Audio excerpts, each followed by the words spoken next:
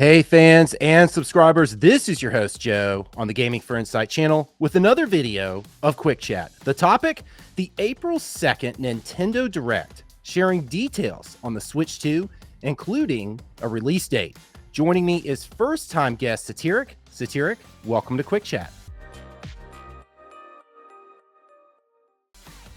Hello. Thanks for having me. Happy to be here.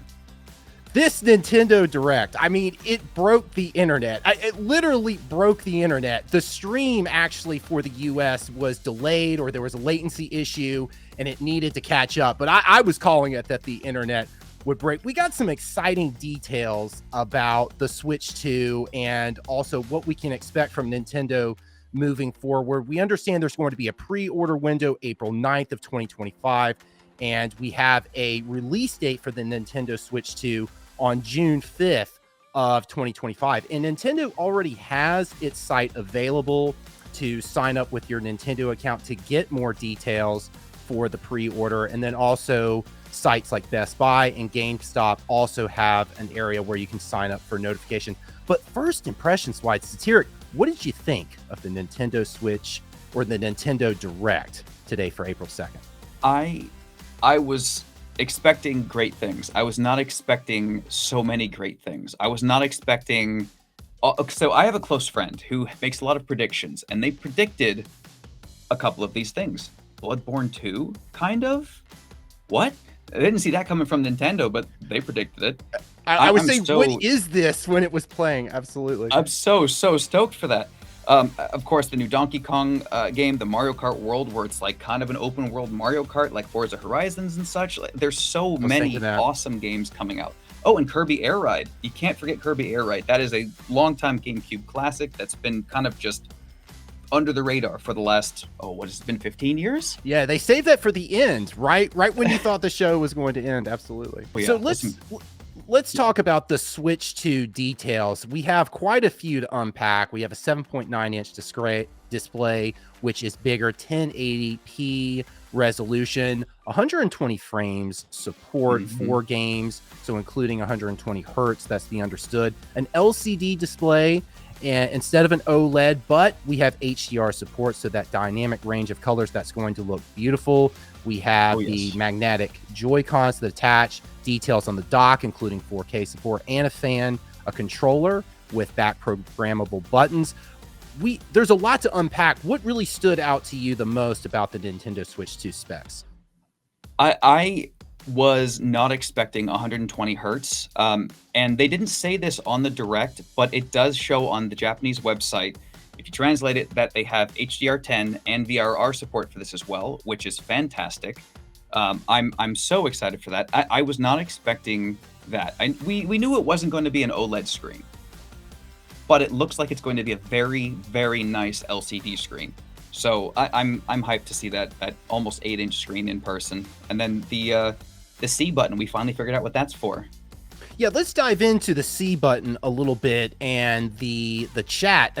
Part of the Nintendo ecosystem now, it's much more sociable. I mean, you can put a face to your actual character that you're playing in game with the attachable camera as well to the Nintendo Switch 2. Do you see yourself using that with your party and your friends? I don't think I will initially, but I do think that I can't help myself, and I'll have to do it personally at some point. Yeah. It's a great idea. I think that the implementation is fantastic. I'm glad that it's not a camera that's included on the console itself. That would be a little bit more invasive. I think Microsoft tried to do that a couple of years ago. But having it as an optional attachment, I think they did it the right way if they're going to do it. Yeah. And that microphone too, with that person in the background using the blender, definitely want to try that out at the length the microphone was at. That's a pretty powerful microphone, if I have to say. Yeah, it seems like they just kind of took a lot of the NVIDIA broadcast, what's the word? Perks? I can't think of the word. But they took a lot of NVIDIA broadcast and implemented it into the mic and the camera, where they cut out the background and whatnot. It seems like they're just doing some kind of a partnership, but kind of not really saying it. Yeah, definitely have advanced the technology with that microphone, and that's much to explore there. We have 256 gigabyte of local storage. That's much more for the games that you want to download from Nintendo Direct.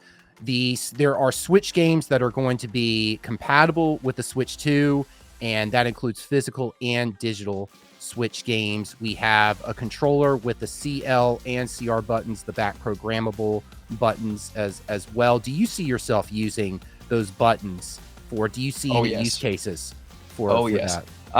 I was talking with my friend again through the stream, and they were saying that because of the fact that the buttons have their own dedicated names, there's a pretty good chance that some of these buttons are going to be dedicated buttons for certain games, as opposed to optional kind of back buttons like most controllers have them where they're programmable. It might be that they are required. Just speculation, of course, but they might be required for some of these titles. We'll see. I'm really interested in what Nintendo is going to do that with their Switch 2 games. Let's talk about games for a moment. And there was quite a catalog. I mean, just every moment I'm leaning back in my chair, I'm going, wow. The internet's going to break. We got Hogwarts going to support the Switch 2 technology. Elden Ring. We have a 007 project, Hitman, Borderlands 4, which I didn't expect, Cyberpunk 2077.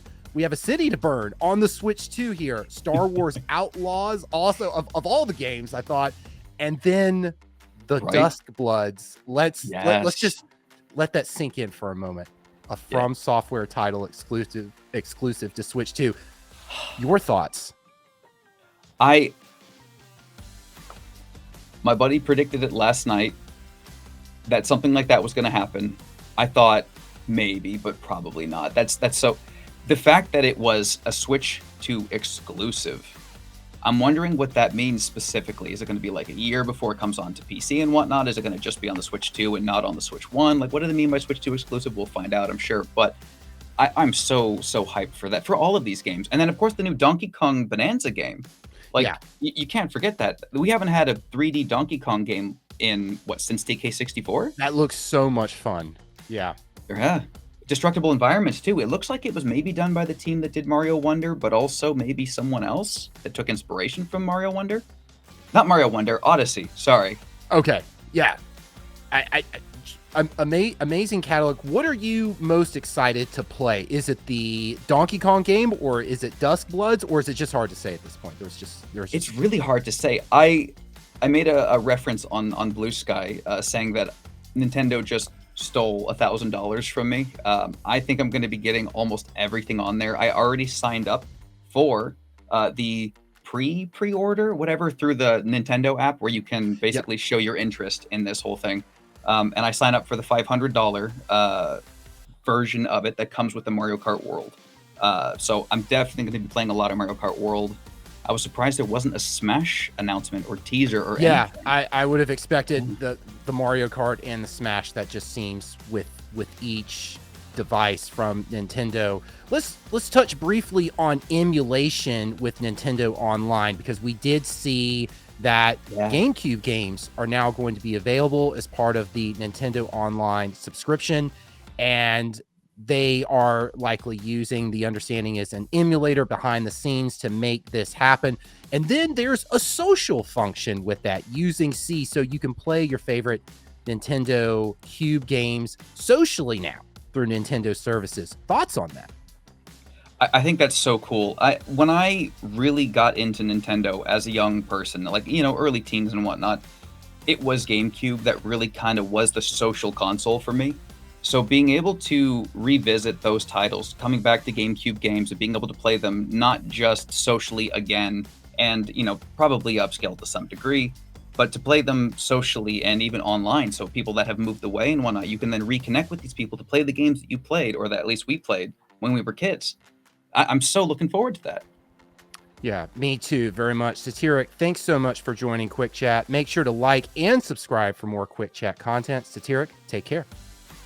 You too.